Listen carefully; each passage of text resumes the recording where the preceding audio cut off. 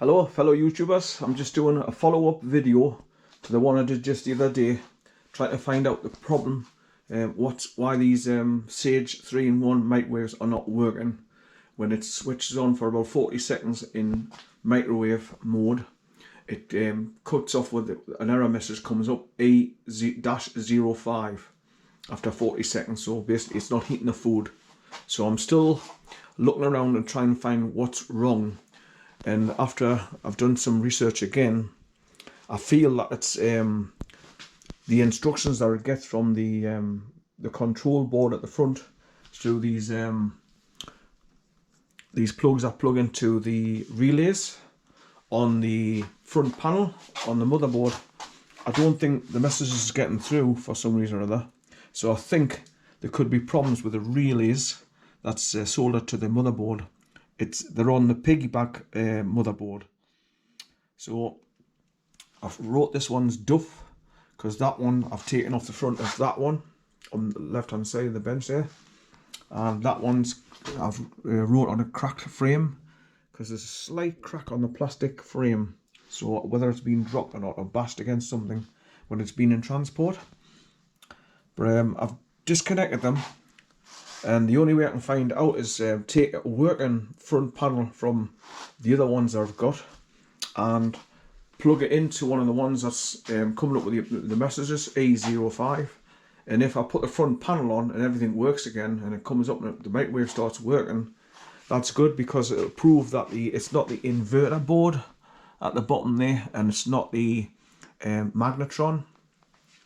Now the reason why I'm just making another quick video is because I need to put on video how these power boards come off as well. They're all involved with the fan, the cooling fan, and they all come out as one. So basically, you disconnect the two earth wires on the top, which go to the back frame.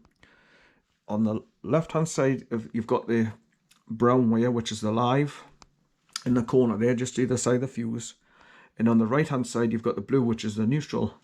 And you've got the earth going to the chassis via the screw there. And then you've got these two connections there. And then you've got two connections down there for the fan to work. So basically all that instructions come through all these wires after receiving power. Then it comes back to the PCB board. And as you can see, the fuse is actually soldered to the board via the two caps on the side. So I don't know if you'd be able to slightly bend them backwards and pop the fuse out, like slide it left to right until it comes up out the caps holding it in, but you're in danger of snapping the connections to the board doing it that way. So obviously this is a power cable coming in from your plug. So obviously I always disconnect everything before I go anywhere near inside a microwave. So I mean, really you shouldn't go in microwaves because they can hold and store a lot of voltage and capacitors and this, that, and that, especially on the inverter board. The capacitors, they hold a lot of juice. So before you go in, just make sure it's all drained and it's been switched off at least a couple of days before you start messing around, touch anything. And better still, if you put surgical gloves on something, so you got like a rubber cover on your hands, don't touch anything. Now the other thing I found that what does go on the inverter boards is those black diodes, high voltage diodes on the right hand side there.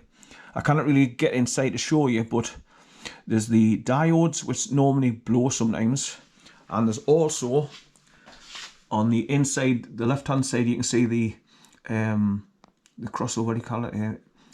Oh man.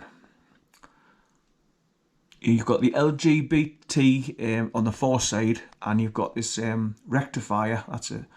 And they're both screwed onto a heat sink, like an aluminium heat sink, because obviously they must get red hot when there's juice going through them. And they're screwed to the heat sink, as you can see. And they must get really hot because there's white heat paste behind them as well. So obviously if they pop, you've got to desolder them. Buy new ones, solder them in, put the screws back in, and put white paste, heat paste behind them before you start using it again. So they're a couple of things that I've been learning lately. So hopefully when I do get to take off a front control panel on from a working machine, I'll be putting it on in here, screwing it in, or that's what something else I'll show you. Right, how you get them out is there's one screw at the top, and then there's just like plastic tabs at the bottom, what you can see. So they just pull up slightly and pull them outward, and they just come out dead easy once you've disconnected all the ribbon wires and stuff and all the little cables. So I'm beginning to think it's just these relays on the board that are not working to send the instructions through the cables to set everything away working when you switch it on. And I've just noticed on all the other side this ribbon cable goes down to the motherboard underneath this piggyback board. That's what I call it, a piggyback board. It's the little board on top of the motherboard where you can see all the other cables plug into it. There's one there on the side, there's one at the bottom here, and then you've got the main ones at the top there for the ribbon. And that top right hand one is for the thermostat probe that goes in, points down into the oven, which regulates the heat, and if it gets too hot, just like automatic switch off. So I just thought I'd show you these front panel boards as well. Right, let me try and turn one over. I've only got to use the one hand when I'm holding this camera. Hang on.